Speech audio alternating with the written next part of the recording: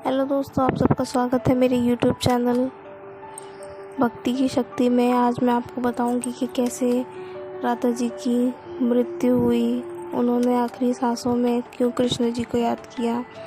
तो दोस्तों, अगर हम बात करें राधा कृष्ण की, तो उनके नाम सुनते ही हमें प्रेम के भाव उत्पन्न होने लगते हैं। जहाँ प्रेम है वहाँ राधा है, जहाँ राधा है वहाँ प्रेम है।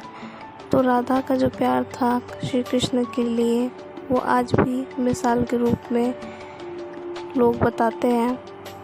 तो दोस्तों, जैसे कि हम सुनते हैं कि मामा कंस के बुलाने पे भगवान श्री कृष्ण मथुरा चले गए थे। वहाँ पर जाने से पहले वो राधा जी से आखिरी मुलाकात उन्होंने की थी, पर उन्होंने जब कहा था कि राधा, मैं तुमसे मिलने जल्दी आऊँगा और तुमसे ही शादी करूँगा, पर कृष्ण जी कभी वापस नहीं आए। उधर जब समय बीतता गया तो श्री कृष्ण ने रुक्मणी से विवाह कर लिया द्वारका में जाके, और उसके बाद राधा ने भी अपनी ज़िंदगी आगे बढ़ाई। राधा ने एक यादव से शादी कर ली। राधा अपने दाम्पत्य जीवन की सारी रस्में निभाई और बूढ़ी हुई, लेकिन उनका मन तब भी श्री कृष्ण के लिए समर्पित था। राधा ने पत्नी के तौर पर अपने सारे कर्तव्य पूरे भी किए। दूसरी तरफ श्री कृष्ण ने भी अपना दैवीय कर्तव्य निभाया। तो सारे कर्तव्यों से जब राधा जी मुक्त हुई तो उनकी एक आखिरी इच्छा थी कि वो श्री कृष्ण से मिलें। तो वो द्वारिका पहुंच गई श्री कृष्ण से मिलने। वहाँ पर उन्होंने रुक्मणी और सत्यभामा को भी देखा और उनको पता भी था कि श्री कृष्ण ने उनसे विवाह कर लिया था। और यह बात सुन के उनको ज़रा भी दुख नहीं हुआ। जब कृष्ण से राधा मिली तो वो बहुत ही प्रसन्न हुई। उन्होंने एक दूसरे को देखकर मन ही मन खूब बातें भी की। और क्योंकि द्वारका में राधा को कोई भी नहीं जानता था, तो उन्होंने श्री कृष्ण से बोला कि वह उन्हें एक देविका के रूप में नियुक्त कर लें।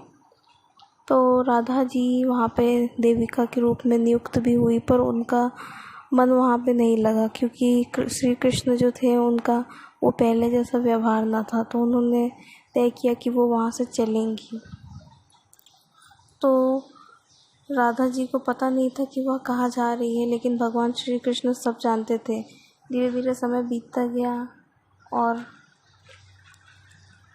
राधा बिल्कुल अकेली और कमज़ोर हो गई। उस वक्त उन्हें भगवान श्री कृष्ण की आवश्यकता पड़ी। आखिरी समय में भगवान श्री कृष्ण उनके सामने प्रकट हुए। कृष्ण ने राधा से कहा कि वह उनसे कुछ मांगे, लेकिन राधा ने मना कर दिया। कृष्ण जी ने दोबारा अनुरोध किया, पर राधा ने कहा कि वह आखिरी बार उन्हें सिर्फ बांसुरी बजाते देखना चाहती हैं। श्री कृष्ण ने बांसुरी ली और बेहद सुरीली धुन में बजाने लगे। इधर श्री कृष्ण ने दिन रात बांसुरी बजाई, जब तक राधा आध्यात्मिक रूप से कृष्ण में विलीन नहीं हो गई। बांसुरी की धुन सुनते सुनते राधा ने अपने शरीर का त्याग कर दिया। तो दोस्तों, इस टाइम राधा जी ने अपने जो शरीर में जो आत्मा है उसको त्याग कर दिया, सिर्फ श्री कृष्ण जी की बजाई हुई बांसुरी की धुन सुन के। हालांकि भगवान कृष्ण जानते थे कि उनका प्रेम अमर है, बावजूद वे राधा की मृत्यु को बर्दाश्त नहीं कर सके। कृष्ण जी ने प्रेम के प्रतीकात्मक अंत के रूप में बांसुरी तोड़कर झाड़ी में फेंक दी। उनके बाद श्री कृष्ण ने जीवन भर बांसुरी को या कोई भी दूसरा वाद्य के अंदर नहीं छुआ। कहा जाता है कि द्वापर युग में नारायण ने श्री कृष्ण का जन्म लिया था, तब माँ लक्ष्मी ने राधा रानी के रूप में जन्म लिया था, ताकि मृत्यु लोक में भी वे उनके साथ ही रहें। तो दोस्तों, यह रहस्य था आपके लिए, या आप हो सकता है आप पहले से जानते हो कि राधा की मृत्यु कैसे हुई। तो अगर आपको ऐसा कुछ भी मेरे से कुछ भी पूछना हो तो आप मेरे को कमेंट सेक्शन में बताओ। और ये कहानी है ना, मेरी दादी ने मुझे सुनाई थी, तो मैंने सोचा कि क्यों ना आपको आज आप सबसे ये कहानी डिस्कस की जाए और पूछा जाए कि आप सब में से कितनों को आपको पता है कि नहीं पता कि राधा की मृत्यु कैसे हुई।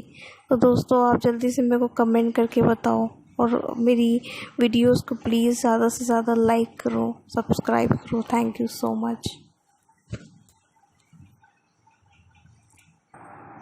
हेलो दोस्तों, आप सबका स्वागत है मेरे यूट्यूब चैनल भक्ति की शक्ति में आज मैं आपको बताऊंगी कि कैसे